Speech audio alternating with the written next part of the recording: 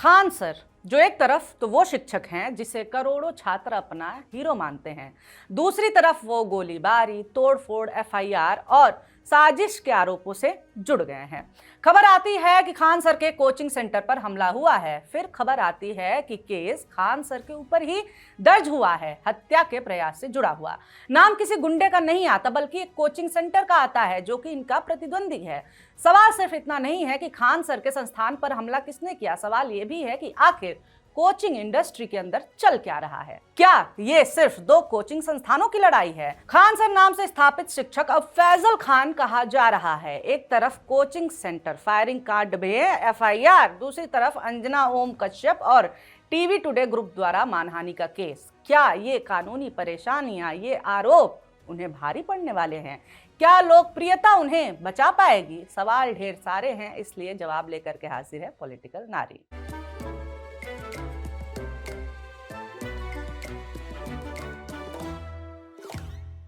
नमस्कार, मेरा नाम है निवेदिता शांडिल्य और आप देख रहे हैं पॉलिटिक्स। सोशल मीडिया जो भी चलाता है उसने कभी ना कभी खान सर की क्लासेस के वीडियोस तो जरूर देखे ही होंगे। सोशल मीडिया फेम उनका ऐसा है कि उन्हें सिर्फ एक शिक्षक के तौर पे नहीं बल्कि एक सोशल मीडिया फिनोमेना के तौर पर भी जाना जाता है। लाखों छात्र उनके यूट्यूब चैनल और ऑफलाइन क्लासेस के जरिए पढ़ाई करते हैं। उनकी लोकप्रियता की सबसे बड़ी वजह बनी उनका पढ़ाने का अनोखा तरीका और साथ में ही कम फीस में शिक्षा उपलब्ध कराना। ये सारी चीजें जिनकी वजह से माना जाता है कि वो फेमस हैं। जहां देश के कई बड़े कोचिंग संस्थानों में छात्रों से हजारों या लाखों रुपए तक की फीस ली जाती है, वहीं खान सर ने खुद को हमेशा एक ऐसे शिक्षक के रूप में पेश किया जो आर्थिक रूप से कमजोर छात्रों को भी प्रतियोगी परीक्षाओं की तैयारी का मौका देना चाहते हैं। यही वजह है कि बिहार और उत्तर भारत के कई इलाकों में छात्रों के बीच उनकी एक अलग पहचान बन गई। लेकिन लोकप्रियता जितनी तेजी से बढ़ती है, विवाद भी उतनी ही तेजी से पीछा करते हैं। खान सर का करियर भी इससे अछूता नहीं रहा। 2 जून 2026 को उनके मुसल्लाहपुर हाट में स्थित कोचिंग सेंटर पर रात में करीब 10 बजे हमला होता है, जिसमें उनके बोर्ड तोड़ दिए गए, पत्थर भी चले और उनका एक गार्ड घायल भी हो गया। जानकारी के मुताबिक खान सर उस वक्त वहां मौजूद नहीं थे। वो रात 11:30 बजे वहां पहुंचे और हालात का जायजा लिया।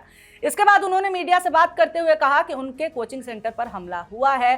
साथ ही उन्होंने दावा किया कि उनके कोचिंग सेंटर पर 8 राउंड फायरिंग की गई है। इस हमले का आरोप उन्होंने अपने विरोधी कोचिंग सेंटर ज्ञान बिंदु पर लगाया और कहा कि वो इनके लो कॉस्ट शिक्षा मॉडल के खिलाफ हैं, इसलिए उन्होंने ऐसा करवाया है। जिस संस्थान पर खान सर ने हमले के आरोप लगाए, उन्होंने भी एक सनसनीखेज दावा कर दिया। संस्थान ने कहा कि यह घटना खुद खान सर ने करवाई है। इस पूरे प्रकरण से ये तो साफ हो गया कि ये लड़ाई 2 कोचिंग सेंटर्स की है, जिसमें तोड़फोड़, गुंडई और गोलीबारी तक बात पहुंच गई है। आखिर क्या है ज्ञान बिंदु के रोशन सर और खान सर की दुश्मनी का कारण? क्यों पटना के 2 सबसे बड़े शिक्षक आज आमने सामने हैं? इसकी शुरुआत हुई थी पटना के कोचिंग हब में अपना दबदबा बनाने की होड़ से। एक तरफ है सोशल मीडिया के स्टार खान सर और दूसरी तरफ है दरोगा फैक्ट्री के नाम से मशहूर रोशन आनंद सर। इनके बीच की ये अदावत सालों पुरानी है। शुरुआत क्लासरूम में एक दूसरे पर तंज कसने, कोचिंग के पोस्टर फाड़ने और सरकारी परीक्षाओं के टॉपर्स का क्रेडिट लेने की लड़ाई से हुई थी। रोशन आनंद जहां खान सर को रील यानी कि सिर्फ सोशल मीडिया का टीचर बताते हैं, वहीं दोनों गुट एक दूसरे पर क्लासरूम में तोड़फोड़ और हमले करने के आरोप लगाते आए हैं। तो चलिए अब लौटते हैं 2 जून को हुई घटना पर। कोचिंग सेंटर में तोड़फोड़ से खान सर के छात्रों में काफी आक्रोश देखने को मिला। हजारों की संख्या में बच्चे खान सर की संस्था के बाहर इकट्ठा हुए और खान सर जिंदाबाद के नारे भी लगाने लगे। खान सर के बयान पर कदम कुआं थाने में शिकायत भी दर्ज हुई, लेकिन बाद में पुलिस ने बयान में गोली चलने के दावे को गलत बताया और कहा कि खान सर ने अपने द्वारा दर्ज कराई गई शिकायत में भी ऐसा कुछ नहीं बताया है। इसके बाद खान सर ने भी अपना बयान बदल दिया। उन्होंने मीडिया से बात करते हुए कहा कि उन्हें ऐसा लगा कि गोली चली है। इस मामले में पुलिस ने ज्ञान बिंदु संस्थान के रोशन आनंद और उनके साथियों को हिरासत में लिया। बाद में सीसीटीवी से पता चला कि फायरिंग खान सर के गार्ड्स द्वारा की गई थी।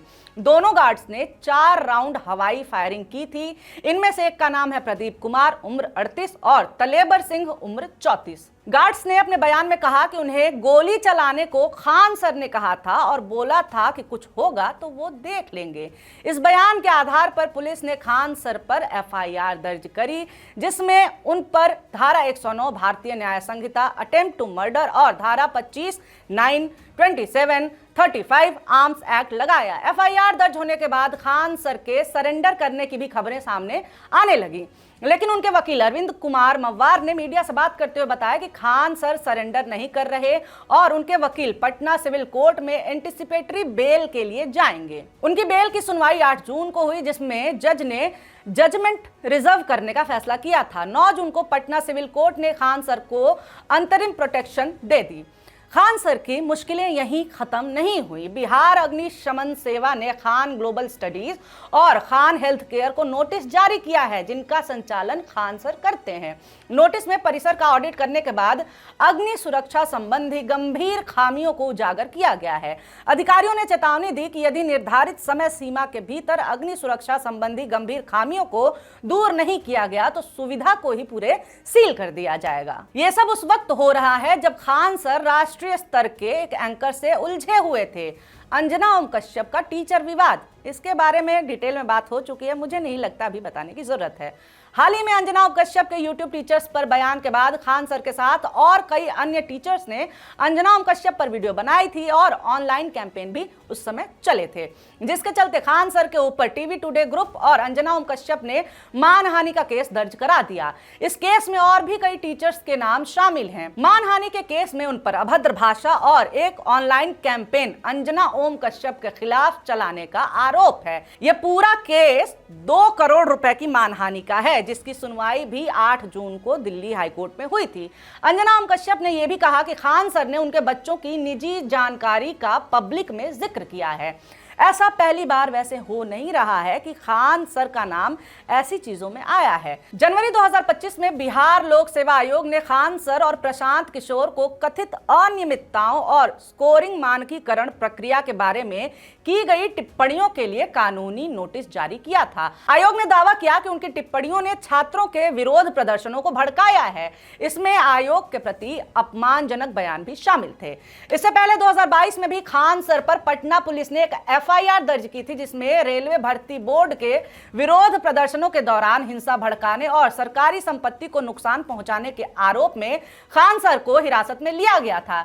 इसके बाद खान सर ने बयान जारी करके प्रदर्शनकारी छात्रों से अपने विरोध प्रदर्शन को शांतिपूर्ण रखने का आग्रह किया गया। इतने सारे विवाद, मगर एक बात जो सबसे ज्यादा चर्चा में रही वो थी कि छात्रों का समर्थन। जैसे ही हमले की खबर सामने आई, बड़ी संख्या में छात्र संस्थान के बाहर जमा हो गए।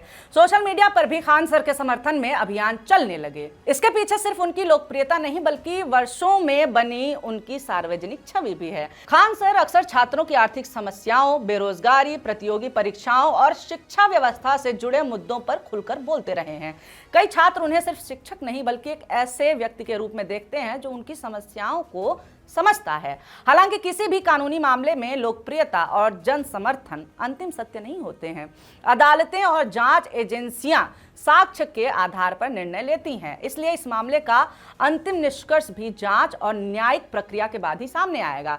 फिलहाल इस पूरे विवाद ने एक बार फिर यह सवाल खड़ा कर दिया है कि सोशल मीडिया के दौर में शिक्षकों का प्रभाव कितना बड़ा हो चुका है। क्या आज के लोकप्रिय शिक्षक केवल पढ़ाने तक ही सीमित हैं या फिर वो सामाजिक और राजनीतिक प्रभाव रखने वाले सार्वजनिक व्यक्तित्व भी बन चुके हैं? शायद आने वाले दिनों में खान सर से जुड़ी ये कहानी सिर्फ एक हमले या एफआईआर की कहानी नहीं रहेगी, बल्कि ये भी बताएगी कि भारत में शिक्षा, सोशल मीडिया और जन समर्थन का समीकरण किस दिशा में आगे बढ़ रहा है। इसी के साथ लेते हैं विदा। वीडियो आपने अंत तक देखा है, अच्छा लगा है तो लाइक कर दीजिए। ऐसे वीडियोस आपके सामने आते रहें, इसके लिए हमारे चैनल को सब्सक्राइब करना ना भूलें। वीडियो देखने के लिए बहुत शुक्रिया, बहुत धन्यवाद।